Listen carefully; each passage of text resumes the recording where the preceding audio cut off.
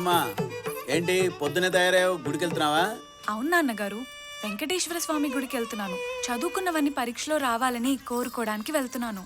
అలాగే పక్కనే ఉన్న చర్చి మసీదుకి వెళ్ళి దండం పెట్టుకో అమ్మా. నా కోరిక కూడా ఆ దేవుళ్ళకి చెప్పమ్మా. ఏ కోరిక నాన్నగారు? అదే నీకు మంచి పెళ్లి సంబంధం వచ్చిందమ్మా. నాకు అప్పుడే పెళ్ళేంటి నాన్నగారు? ఎందుకంటావేంటే నీ జాతకంలో కుజుడు కుదుబండలా కూర్చున్నాడు కదా. చిత్తా నక్షత్రానికి బెల్లం ముద్దలా అతుక్కుపోయే మూలా నక్షత్రం కుర్రాడు దొరికేశాడమ్మా. ఈ సమయంలో నీ పెళ్లి అయిపోయిందనుకో, నీ జాతకంలో కుజుడు పరిపేసు పడుకున్నా ఏం పర్వాలేదమ్మా.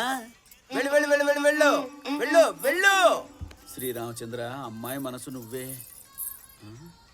ఏమిటే వెళ్ళేదాన్ని వెనక్కి తిరిగి చూస్తున్నావేమిటి? ఏమిటి ఆలోచిస్తున్నావు?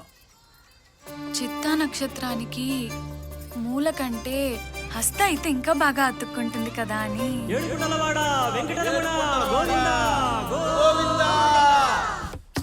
ఏంటే ఏంటా చూపు? ఎవడవాడు నిన్ను అతుక్కున్న హస్త నక్షత్రం వాడు? పేరు ఆనంద్ సంతోష్. ఆనంద్ సంతోష్. పేర్లో ఆనంద సంతోషం బానే ఉంది. సొంత సమాసంలో కూడా ఒకే అర్థం వస్తుంది. కానీ అతనిలో అన్ని బాగున్నాయని మనకి ఎలా తెలుస్తుంది? ఎప్పటి నుంచి జరుగుతుంది వ్యవహారం? ఎన్నాళ్ళ నుంచి మొదలైంది? నేను నా మనసు అతనికి ఎప్పుడో ఇచ్చేసాను నాన్నగారు. ఎప్పుడో ఇచ్చావా?